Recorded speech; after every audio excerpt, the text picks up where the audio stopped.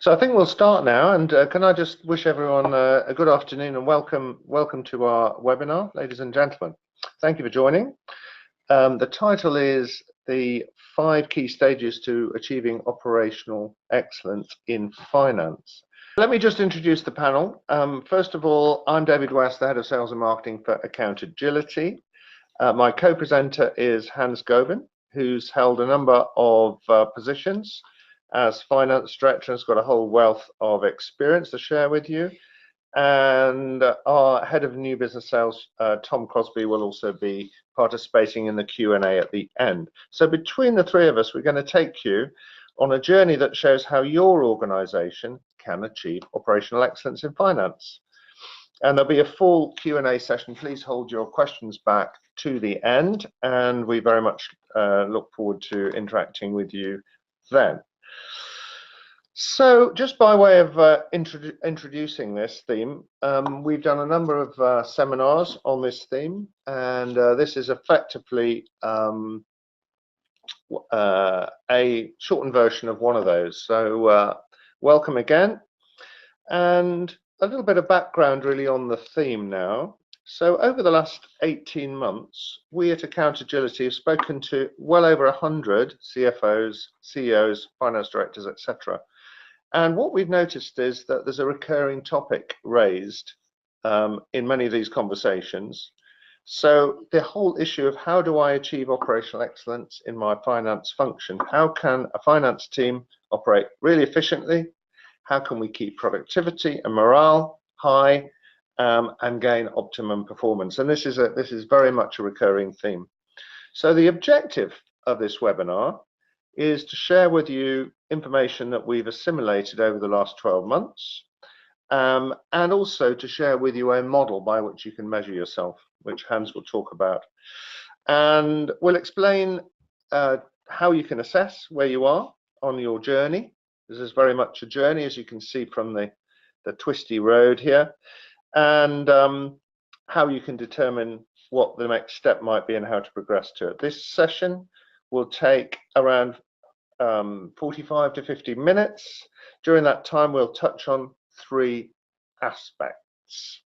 So basically, I'm sure everybody has seen the consulting model, the triptych here, the trinity of people, process, and technology. And all 3 really are helpful in shining a light on this theme from 3 different angles. So to kick us off, let me introduce some of the parameters of operational excellence, looking at these 3 aspects: people, process, and technology, and what the vision of operational excellence really looks like. We'll take a brief look at creating the foundations of a solid finance function and the importance of establishing the right culture in striving for excellence.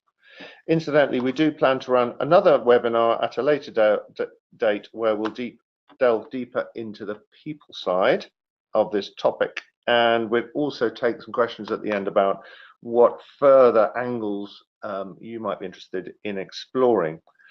And then finally, we'll take a look at the main focus of today's webinar, the 5 key stages that you use on your journey. What does basic finance function need to do to graduate through these 5 stages to reach the nirvana of stage 5 of complete operational excellence? And based on an analytical maturity model developed by the FP&A board, Hans will take you through some of these points. You'll be able to assess where you are. So that's the theory, and that's the triptych. But what I wanted to do was really look at theory and practice, and a couple of slides on theory, really, particularly around the people side, which I think is often overlooked by technology firms such as ours. And I want to restore that balance a little bit now in the next few minutes. And what we've observed, talking to lots of different organizations, is that managing a finance team, thinking of the people management side of a finance team, it's really different. And I'm speaking as sales and marketing director. I know how different it is managing a finance person than a sales or a marketing person. Well, first of all, thinking of that difference, here's 4 aspects that I think are particularly interesting and worthy of thought. And the first one is that finance people are left-brained, as opposed to, let's say, sales and creative people who are right-brained. So left-brained people value rules. They're highly analytical. They love a bit of logic. They're highly irrational. They're objective, and they think a lot closely about what is the precise meaning of language.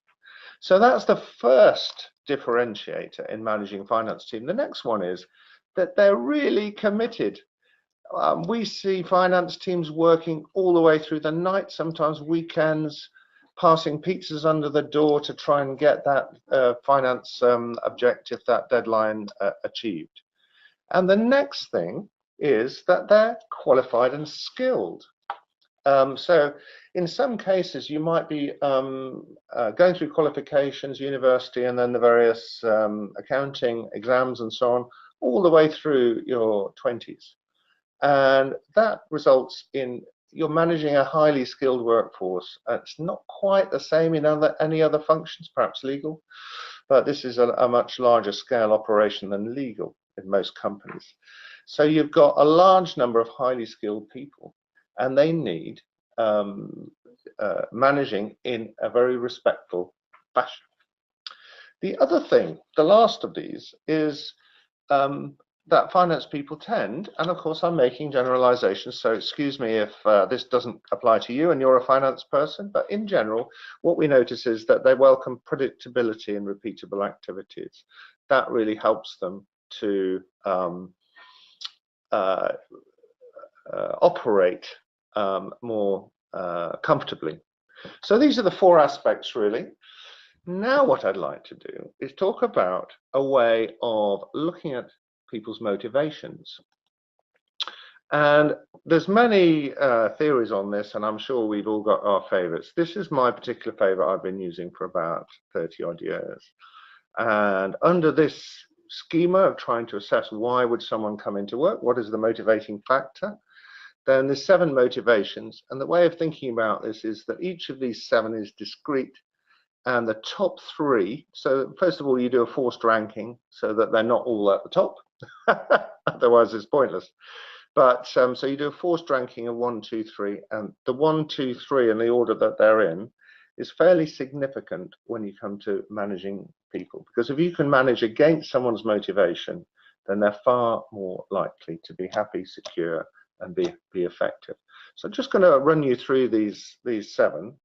And then as I do so, perhaps have a think about your own motivations, which of these applies to you personally, and then have a think about your colleagues if you're in a finance department or whatever department you're in.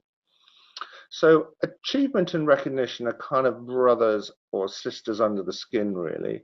One is the inward motivation, as the other is the external. So recognition is where you've got a gong or a plaque on the wall, or you've been told by people how great you are. And achievement is knowing yourself how good you are, and at the end of the day, when you know you've done something good, right, that is the sense of achievement that you feel, and that is your driver. Expertise is all about having a particular skill, and this is a very interesting one, because I'd just like to give you an example of 2 professors at Oxford of medieval history. And they both studied the same topic, and both were very, very skilled and knowledgeable, the most knowledgeable people in the world on their topic. However, they weren't friends, because one of them had to be on top. So expertise is where you have to be right at the very top of your of the charts on your particular chosen subject or area of skill. And that can be a big motivating factor for people, not just in medieval history, but in technology and finance. And, you know, you might be the top person that can talk about allocation methods, for example, and that is what drives you. Job satisfaction is really exactly what it says, is that, you know, your job gives you a sense of satisfaction, and you have a warm glow at the end of the day on what you've done that day. Now, power is an interesting one, and it's basically defined as somebody that enjoys influencing and managing the course of others.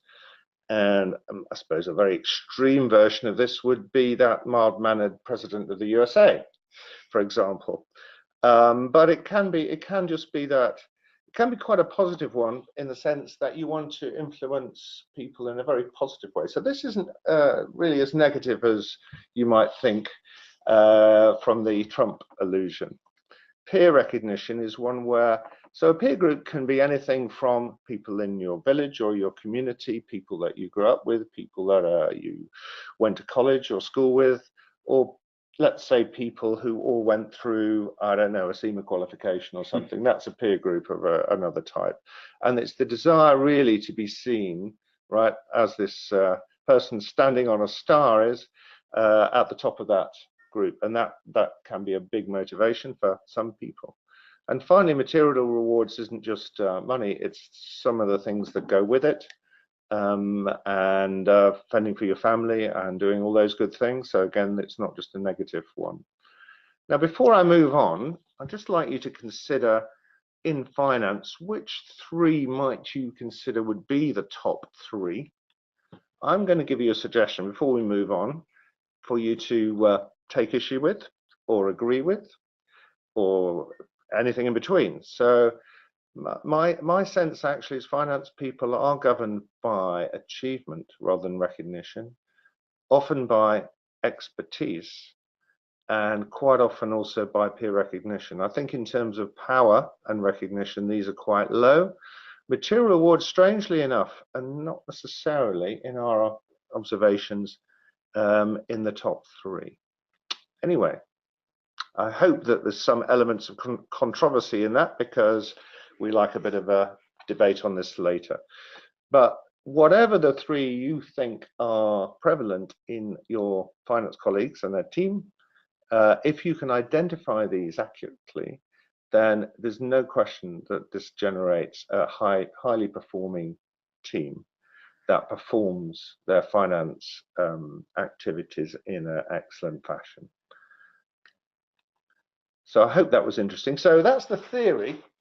But the practice really that I wanted to share with you before we talk to Hans is that actually we're in a bit of a privileged position as a vendor, because we just talked to an awful lot of people and we spoke to lots of people, as you can see here.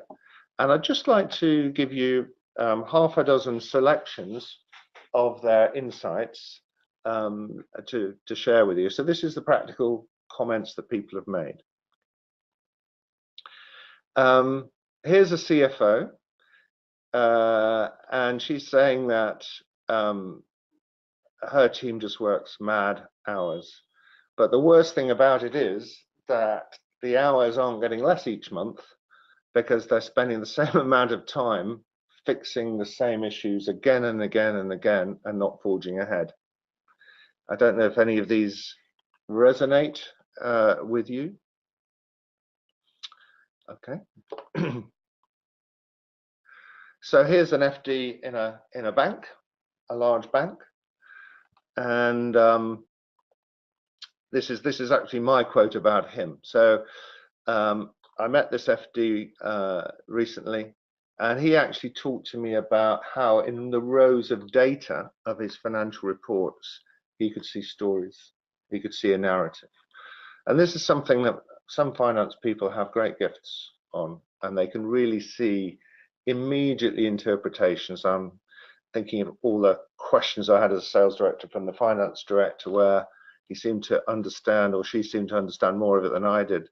And what this FD told me was that each report tells a story about the business, if only you can interpret it. And you can see these stories almost emerging from the grid. So that's fascinating. In a logistics setting, a senior manager shared this with us, that everything's about growth, particularly individuals, and thinking back to those motivations. We're all looking to learn something new every day that adds to our stock of skills and knowledge and capabilities. And that's why we come to work. And I thought that was extremely interesting and insightful. And here's a CFO that's saying a bit about the frustrations of spending time crunching numbers. I want to move up the food chain because we've got a fascinating business that I work for, and I know that with the right approach and tools, I can really help the business to understand it and to add value. And this is again a set of comments that we observe many, many times. So we talked about the triptych, and this particular finance leader is echoing that one. I can't provide long-term motivation to my team without these three things all working together. I can't do it with 2 out of 3. And I also need to inspire them, and hopefully the little comments there on the motivations and so on might give us some clues as to how you do inspire people in finance.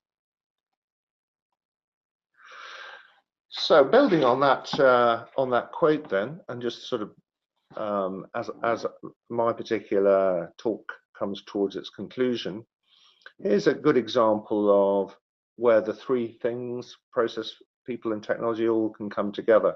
And what we've observed recently is the use of a system that supports the process of collaboration between people across different geographies and time zones. So it's a single finance function trying to carry out an important finance set of tasks, and they're using a system here to collaborate.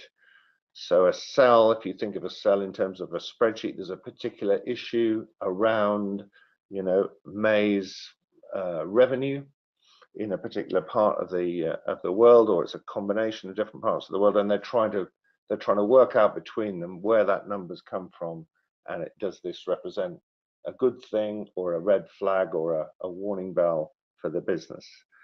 And we've observed this kind of collaboration being very effective.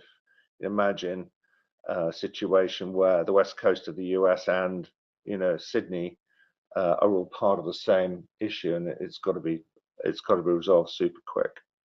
And the technology would then log and record all of the conversations in a single thread, so that can be looked back at, audited, checked, and learnings applied. So that's an interesting example of all three. And I suppose if we're thinking of that approach, then this is something that, you know, we believe is very helpful in this whole journey to operational excellence, is that on the left hand side, that little white dot in the middle, the overlap between all three. How can we all work together to make that overlap bigger? Because I think that is where the biggest gains and the biggest steps on this journey are there to be done, and hence that small example on the last slide. So what I'd like to do now is just do a short poll. So ahead of the next part of the talk, I just wanted to run through and ask you if you wouldn't mind voting in a minute. There's a multiple choice question: is where do you think your organization is? And this is ahead of Hans talking, giving you a bit more data, and let's see whether we have a journey as part of this. So would you say that your organization on the road to operational excellence in finance is basic, number 1, number 2, developing, number 3, defined, number 4, advanced, or number 5, leading? Now, if you could press the button now and tell us what you think, that what your responses might be to that. Where is your organization? And as we're just having a look at this, I can see that well, we've got some people that think they are in a very advanced, nobody leading on, and maybe if you were leading, you wouldn't be on this webinar. And quite a few people developing. Just got a few more now. Defined. There's a few defined coming on. Developing is the predominant. So I'm going to ask the same question again after Hans's talk, and let's see whether you know that changes, and whether we can tell, also look at where your journey is and whether that's starting with a seminar today. So now, without further ado, I'd like to hand you over to Hans Gobin. He's a founder of a global organization called the FP&A Board. He's been a driving force behind the development of quite a few models around planning and others, some groundbreaking modeling techniques. Plus, most importantly, he's very much been involved with the development of the maturity model for FP&A. That's financial planning and analysis. And you're going to hear all about that now. So without further ado, Hans, over to you. Thank you, David. Very insightful presentation indeed. Obviously, looking at all the three different circles you had, I'd probably be taking mostly the technology and the process side of things, even though in each step you've got the people interaction. Hi everyone, I'm Hans Gobin, Finance Director, and more importantly in this context, FP&A Board Founder Member, and I'm here to talk to you guys about the FP&A Analytics Maturity Model. The way I've structured this is we'll just run quickly into an intro. I've got some survey results slides that lead very well into the FP&A Analytics Maturity Model. Obviously, you will see how people have voted and start comparing to yourself. But again, we're going to do another poll at the end to know where exactly, after having gone through the presentation, you guys think you are. And then I'll conclude by talking about next steps. Once we've gone through FP&A maturity model, what I think we should be doing and what we think we should be doing to move on to the next level. I'm not going to go through these slides. It just talks about or just shows where I've worked before. So we'll skip that and just move to the next one, which is about the FP&A board. If you didn't know, we've been set up now going on to 4 years. We are in quite a lot of cities. This slide is slightly outdated because we're talking about summer 2018 and autumn, which we have mostly done already. So we are a not-for-profit organization. We meet up every quarter in London, as well as all these different cities, and talk about hot topics. Where is finance and FP&A going? And then we try and do some presentations based on it, or some white paper, if you want to call it. Hence the FP&A Analytics Maturity Model. So there's a website. If you guys would like to look onto that, please feel free. Thank you. A quick intro before we go into this first slide, just to kind of set the scene, to be honest. As we all know, we're all finding it harder and harder to plan and predict the future now that things are getting complex. Economy is moving left, right, and center. Brexit is looming, or we are into it. And we've got lots and lots of data available to us, which have a lot of telltale trends and correlations that reveal a lot of insight into potentially what we should be doing, where we should maximize our efforts, etc. So really what we're talking about is business intelligence. Analytical applications have been around for a good 30 to 40 years, if not more. But their adoption has often been very slow, or without their true potential being realized. So we've got systems that we're using and we probably not utilizing to the max. Today more than ever, the FP&A staff are fully aware of the importance of their organization's business model and predictability.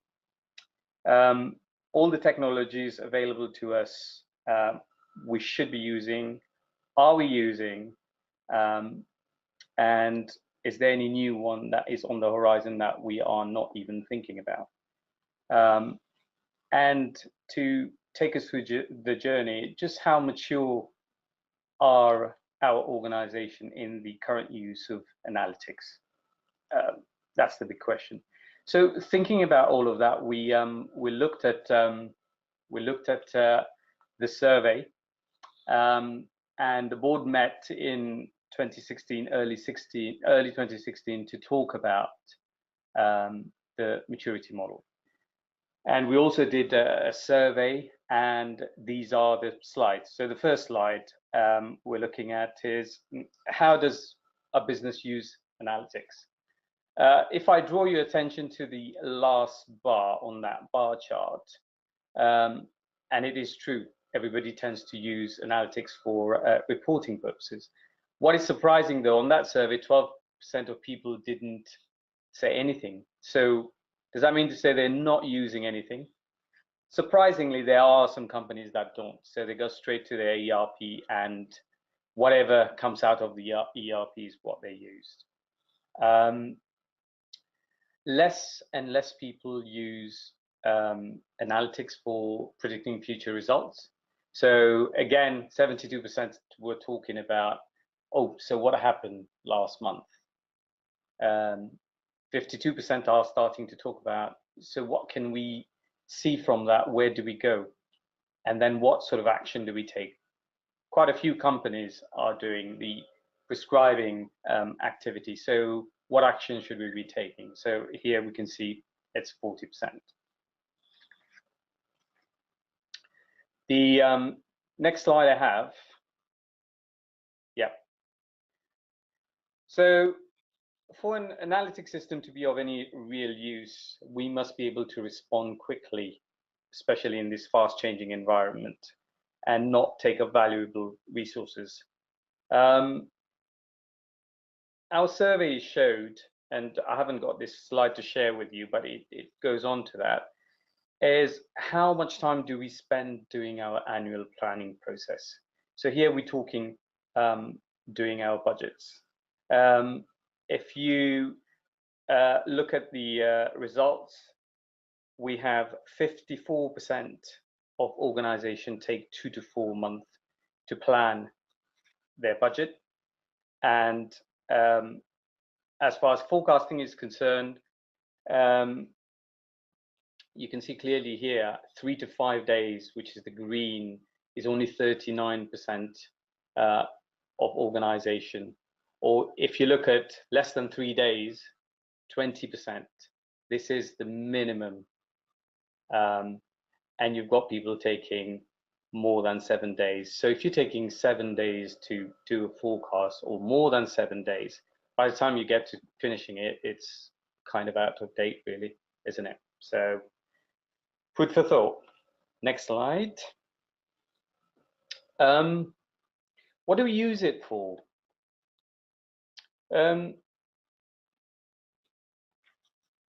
Our belief is that major reason for a lack of responsiveness is the tools employed to help with planning and reporting. Again, you know, we're talking major use of spreadsheets still. So despite the fact that we're talking about 40 years down the line, we've got business intelligence tools, planning, reporting tools, we've got 55% of people still using spreadsheets to do their day-to-day planning, to do their reporting. 16% are using homegrown system. Again, it is a system, but question mark as to how foolproof it is. And only 28% are using specialized systems. Next slide, please.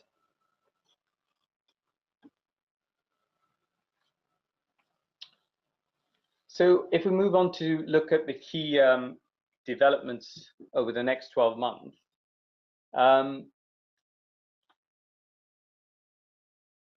if you look at 65%, so the probably is gray if I'm not too colorblind. Yeah, the last bar there, people are still talking about spending a lot of money in getting the management reporting right.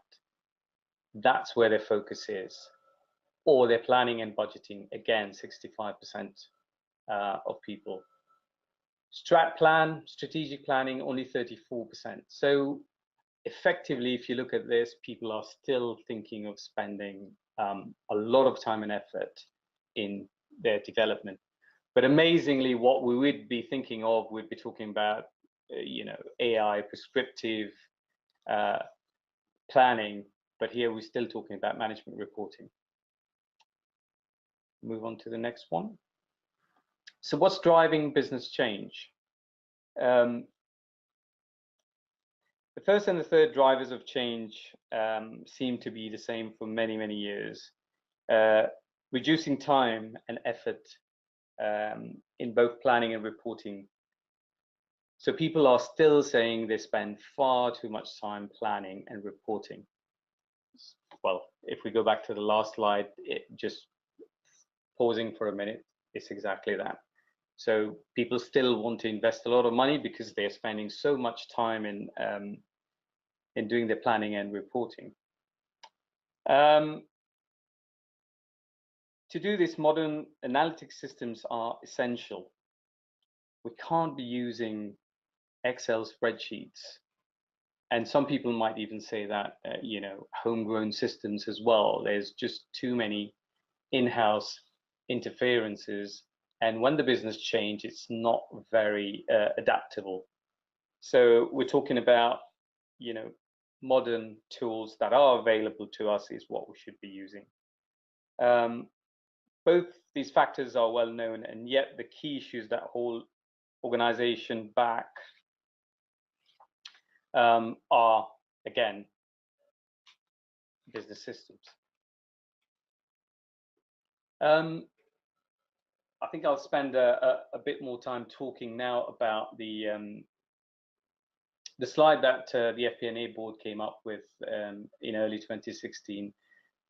So after 3 or 4 sessions with some thought leaders and like-minded people in the finance arena, the FP&A arena, and some of the IT people as well, we put together this model that described potentially where we could put our organization in terms of analytics maturity.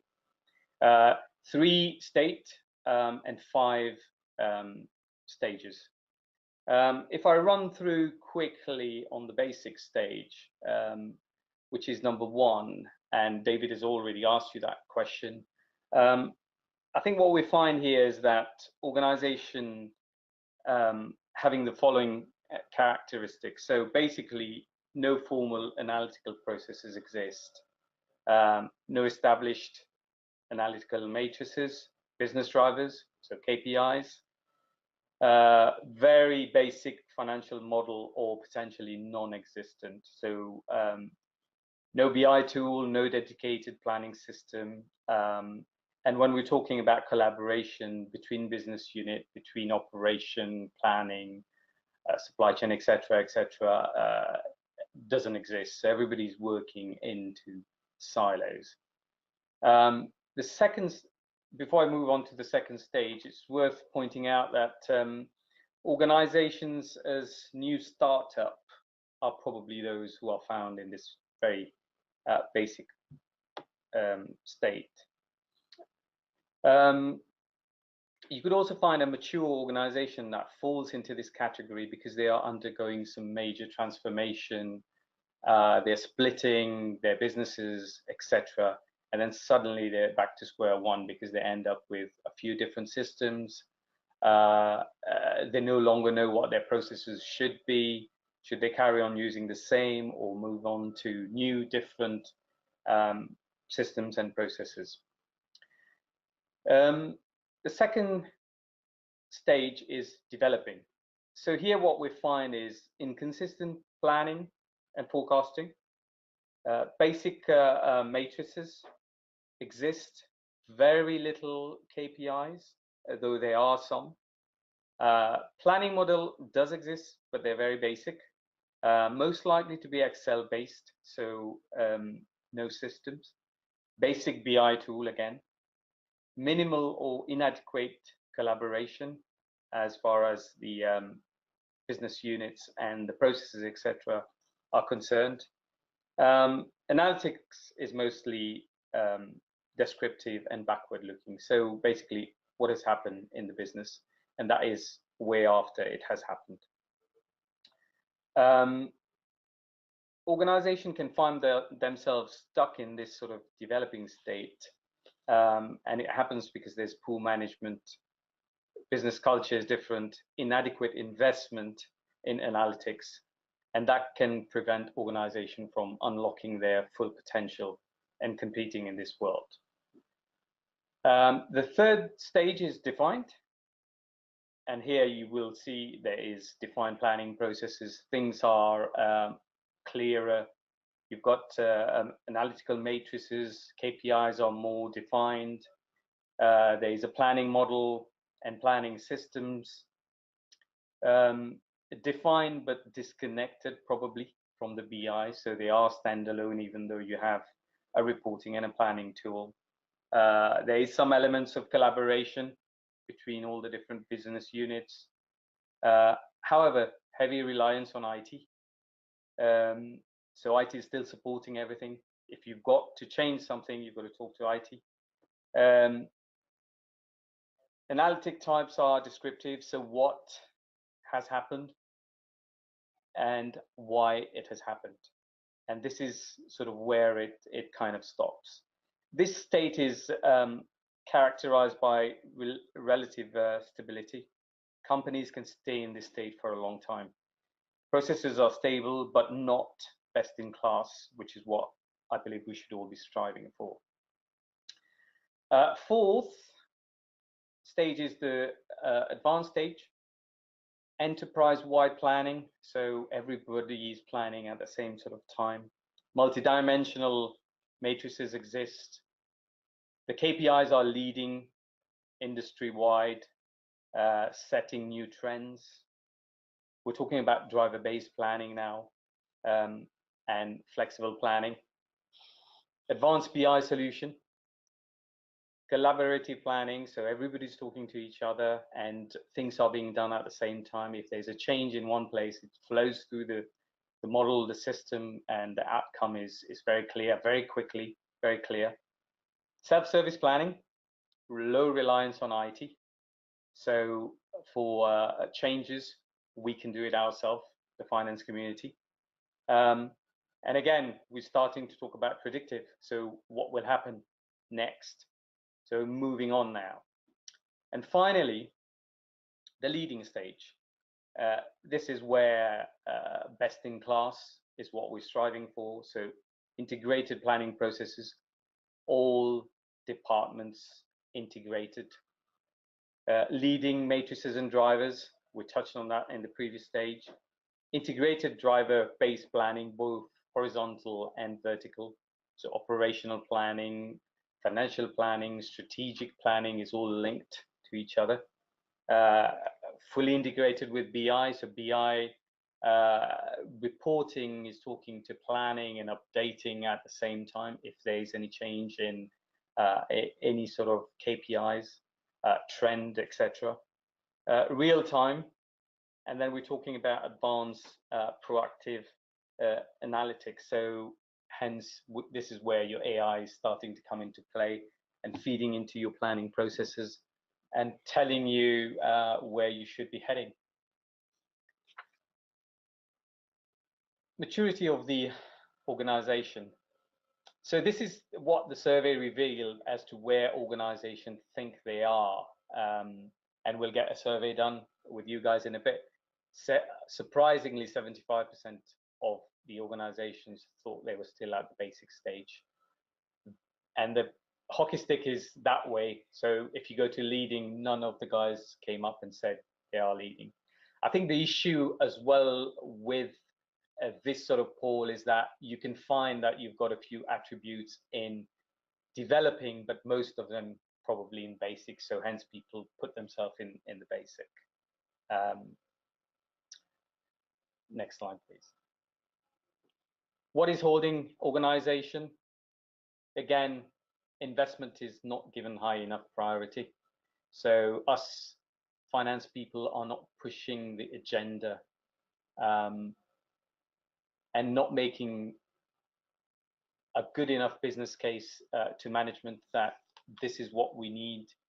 So we should become better business case people and putting this at the forefront. The benefit is huge because if we don't do and change, we're going to get left behind, and the competitor is just going to step ahead as they always do. And finally, just to sum up, I just quickly like to run through what should we do next. I think the key thing is review where your organization fits in this model. So basically, when I say review, what do we mean? So where are we heading if we continue on the current trajectory that we have? Where should we be aiming given the market is heading? So strategic planning here. What could we do differently to get there, and how much would it cost? Operational planning. What choices do we face, and what sort of impact on corporate goals? So scenario planning. How much cash do we have? And how would this be funded? The sort of next step then is what benefit would the organization gain if these were in place? So this is when you're looking at the next stage. What would be the cost of implementing those pieces in the next stage? The other thing that we need to look at is gain experience in using modern BI and analytics system. So I've jumped a couple of points there, but go and talk to your providers and ask them what sort of model do they have. They normally will show you and will be very willing to let you have a go. They can mock up a system and say, look, this is what we have. Go and try it out. Learn from that and then see what you think you want to do. Discuss internally with colleagues. Senior management commitment is essential, as we've just talked. Business cases, get agreement on what the business will gain by moving on to the next stage. Set your priorities. Again, consider setting up BI stroke analytics expert group internally so you can push that agenda. And finally, I think the key thing there is don't delay. The market will carry on moving at a very, very fast pace, even if you don't. Delay will cost your organization very dearly. It's not a cheap option. So I think we should all think about that and just put ourselves into that model and start thinking about what do we do next, and then push that agenda through the company. That is it from me. Thank you very much. Well, thank you very much, Hans. It's a really insightful introduction, really, for into the FP&A maturity model. So we'd like to just repeat the poll now. Now that Hans has taken you through it in a bit more detail, has that changed anyone's mind? So here's another opportunity to vote. Exactly the same question as before. Which of these 5 states do you think you're in? Number 1, basic. Number 2, developing. Number 3, defined. Number 4, advanced. Number 5, leading. Which one do you think you might be in? And as they say, the results are in. So I think what we're seeing is actually more people now saying, actually, maybe I was in basic and not in developing. We haven't got anybody in advanced now. Basically, we're looking at a split between basic, developing, defined. So I think people perhaps have been a bit more conservative, having listened, Hans, to your comments. I hope that doesn't mean to say that they're disappointed, but there's a lot of work to be done if you have a look at what's in those 4 and 5 categories, isn't there? Very interesting too. So now, having seen that change, and some of you are on the journey already of understanding where you might be, do you think we've met the objective today of the webinar, which is to inform you about how this path to operational in finance works, so that you can assess yourselves how to progress your own journey towards it. So I hope we've met that, and look forward to any further comments after the webinar, or any questions or points that we're going to do right now. So now I'm going to introduce Tom Crosby, who's our head of new business sales, and has also been party to many of the conversations with literally scores, not over 100 CFOs, etc., over the last year or so. So his insights should be useful. And apart from Tom, there's myself and Hans on a panel now. And have we got any questions? Could I invite you to ask some questions? Please type into the click box if you've got a question. Now, a couple of questions that we had before. So just while you're typing in those questions, let me just Hans, take the opportunity really of asking, the obvious question, which is, what are the opportunities to pursue this journey to operational excellence? Hans, what would you like to, frame a couple of answers to that? Yeah, just pitching back on the maturity model, and it has been a couple of years since the model was put into place, and just talking to quite a lot of organization in the last 2 years that have looked at the model, used the model. And again, this is probably of all our colleagues on the webinar as well, is that they find themselves within, let's say, defined with a few characteristics of the next stage or the previous stage, but it's all a function of what is the priority of the organization, where do they think they'll get the best out of, what sort of resources they have to allocate to any of these projects, and how they best move forward. We've seen quite a few of the organization move from one stage to the next, and again, they will consider themselves, hang on, Hans, but we don't fully qualify in all the 6 criteria, but we believe this is where we are, which is rightly so. It's not one model fit everyone, but it is a very good indication of where the organization is, and a sort of mind map as to where we should head, should we want to progress and invest in our analytics. So I think my point might just be about the 3 angles that we looked at. That triptych is just to say that you can lead your journey from a people point of view.